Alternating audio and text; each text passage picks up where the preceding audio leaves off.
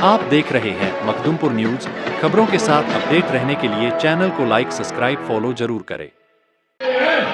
तो जंगल राज में सिर्फ लालू जी का 15 साल का शासन नहीं था। जंगल राज में जंगल राज के वक्त कांग्रेस का भी शासन उसमें समाहित था। याद कीजिए, कर्पूरी ठाकुर जी का वो दौर जिन्होंने दलितों, शोषितों, पीड़ितों को आवाज देने का काम किया। कर्पूरी ठाकुर जी जिन्होंने सही मायने में सामाजिक न्याय की व्यवस्था को बल देने का काम किया। और कांग्रेस ने क्या किया?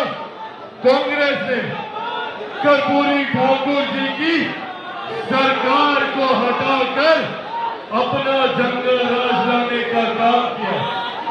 77 में जब कर्पूरी ठाकुर जी एक बार फिर बिहार के मुख्यमंत्री बने और जनता की सरकार आई, तो कांग्रेस ने 80 के दशक में उनको सत्ता से बाहर कर अपना मुख्यमंत्री बनाने का काम किया।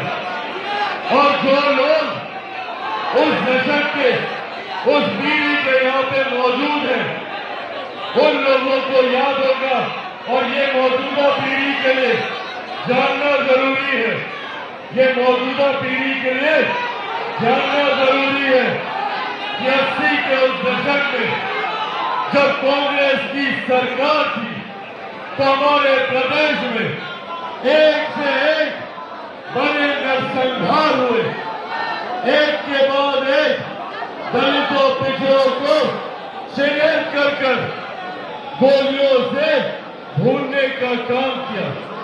80 का वो दशक जिसने नरसंहार की शुरुआत की, 90 के वो दशक जिसने लालू जी की सरकार आई, ये दौर, ये सिलसिला कायम रहा। जिस जंगल राज की हम लोग बात करते हैं, वो जंगल राज 15 साल का नहीं, वो जंगल राज 25 सालों का है।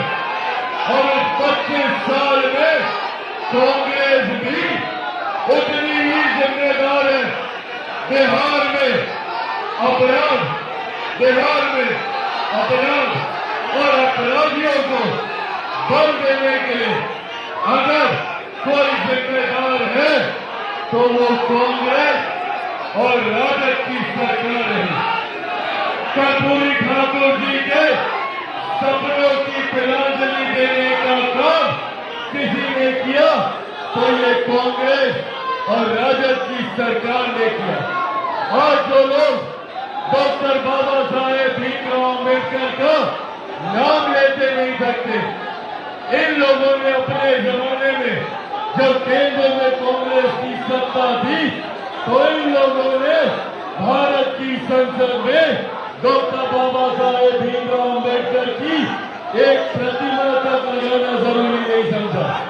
बाबा साहेब की पहली तस्वीर भारत की संसद में अगर लगी तो वो तब लगी जब नीतीश जी की सरकार में मेरे नेता, मेरे पिता आदरणीय रामविलास पासवान जी जब केंद्र सरकार में मंत्री बने, वीपी सिंह जी की सरकार में श्रम एवं कल्याण मंत्री बने, तब